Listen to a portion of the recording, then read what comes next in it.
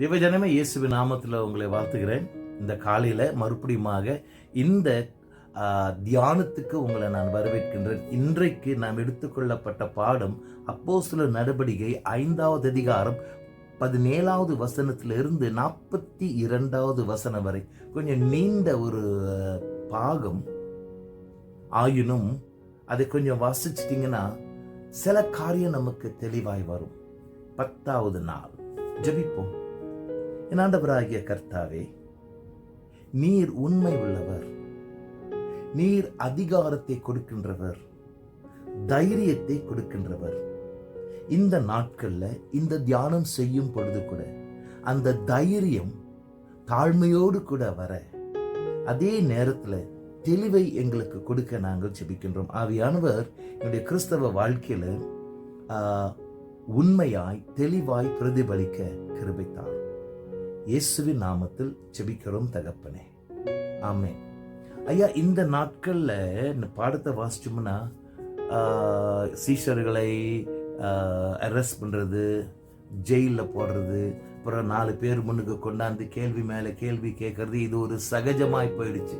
சபைக்கு அதை ஏற்றுக்கொள்ள ஆரம்பிச்சிட்டாங்க. ஏன்னா இப்படிதான் வரும்.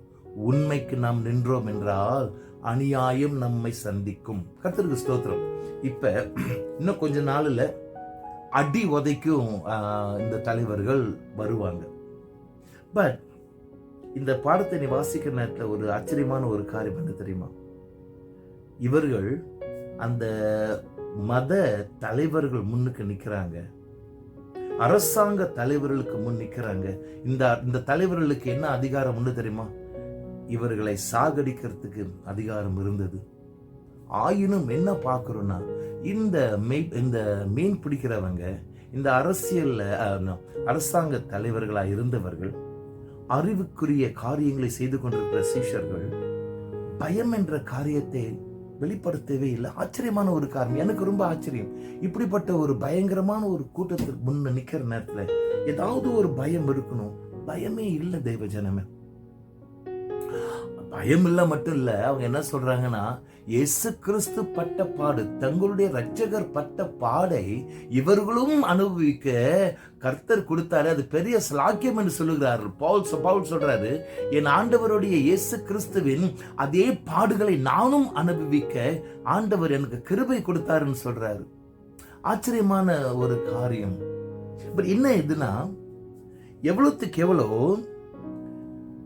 சரீர ரீதியில பிரச்சனைகள் வந்ததோ, தெய்வீக காரியம், சூப்பர் நேச்சுரல், சாதாரண காரியங்கள் இவருடைய வாழ்க்கையில நடந்தது. நம்ம வாசிக்கிறோம்.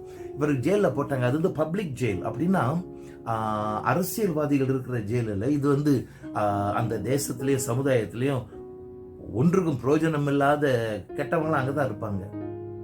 அந்த இதுல போட்டாங்க. தூதன் வரான், கதவை திறக்கிறான், அவங்களுடைய கட்டுகளை உடைக்கிறான். வெளியே வந்து எங்க ஆலயத்துக்கு போயிட்டு இந்த செய்தியின் முழு காரியத்தை சொல்லு. எப்படி போட்டிருக்கு தெரியுமா? Tell the people the full message of this new life. இந்த புதிய வாழ்க்கை முழு செய்தியை பகிர்ந்து கொள். எல்லாம் நினைச்சுக்கிட்டு இருக்காங்க இவர்கள் எங்க ஜெயில இருக்காங்க. ஆனா ஆண்டவர் என்ன செஞ்சிட்டாரு? தூதனை அனுப்பி போய் பிரசங்கிக்க ஆரம்பிச்சிருடா.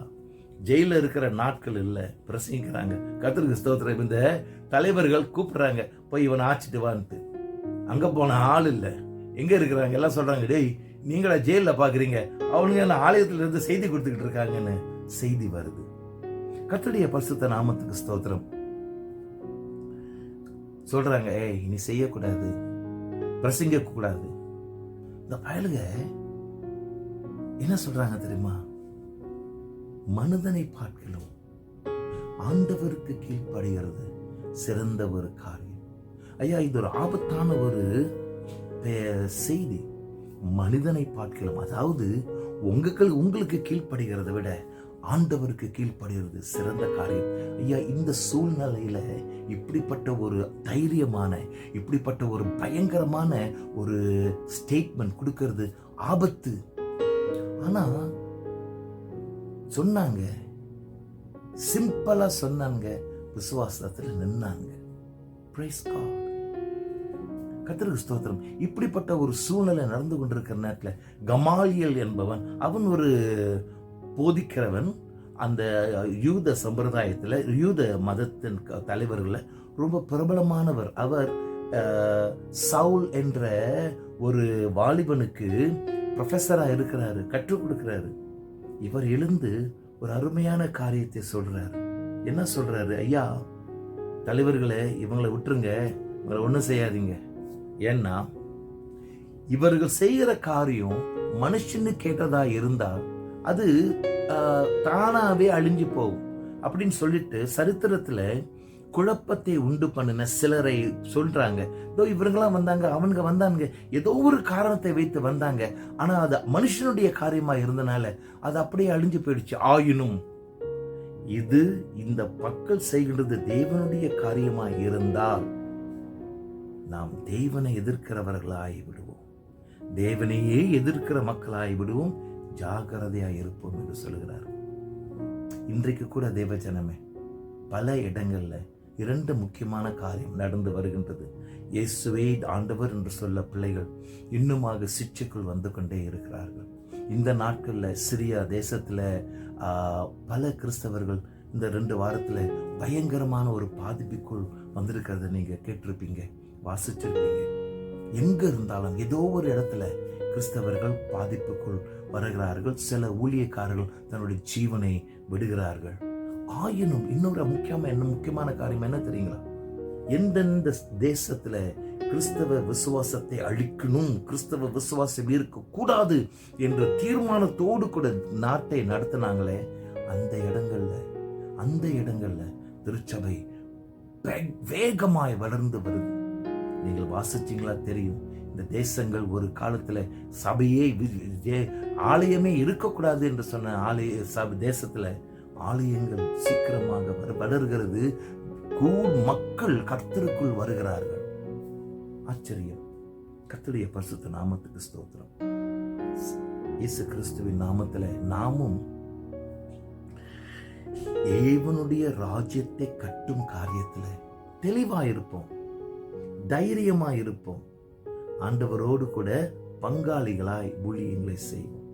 நாம் ஜெபிக்க வேண்டிய காரியங்கள். நம்பர் 1, என் ஆண்டவராகிய கர்த்தாவே, எங்களுடைய தேசத்துல எங்களுடைய விசுவாசத்தின் நிமித்தம் சிச்சைக்குள் வருவோம் என்ற காரியத்துக்கு எங்களை ஆயத்தப்படுத்த ஜெபிக்கின்றோம். சிச்சைக்குள் இருக்கும் கிறிஸ்தவ வாழ்க்கை வித்தியாசமான ஒரு வாழ்க்கையா இருக்கும். அதே நேரத்துல சிச்சைக்குள், கஷ்டமான வாழ்க்கைக்குள் அனுபவத்தில் இருந்து கொண்டிருக்கும் கிறிஸ்தவ சகோதர சகோதரிகளுக்காகவும் ஜெபிக்கிறோம். என் ஆண்டவருடைய கிருபை அவர்களோடு கூட இருக்கட்டும், பாதுகாவல் இருக்கட்டும். அதே நேரத்தில் என் ஆண்டவராகிய கர்த்தாவே, இயேசு கிறிஸ்து தன்னுடைய ராஜ்யத்தை கட்டுக்கொண்டே இருக்கிற அந்த ஊழியத்துல நாங்களும் பங்காளிகளாய் வந்து இயேசு கிறிஸ்துவின் ராஜ்யத்தை கட்டும் பிள்ளைகளாய் கிருபை தாரும், தெளிவு தாங்க. யார் முன்னுக்கு நின்றாலும் ஒரு தைரியம், தாழ்மை நிறைந்த ஒரு தைரியத்தை தாங்க. உண்மையை பேச தெளிவை தாங்க. துதிகான மகிமை உமக்கு செலுத்துகிறோம். இயேசுவின் நாமத்தில் ஜெபிக்கிறோம் தகப்பனே.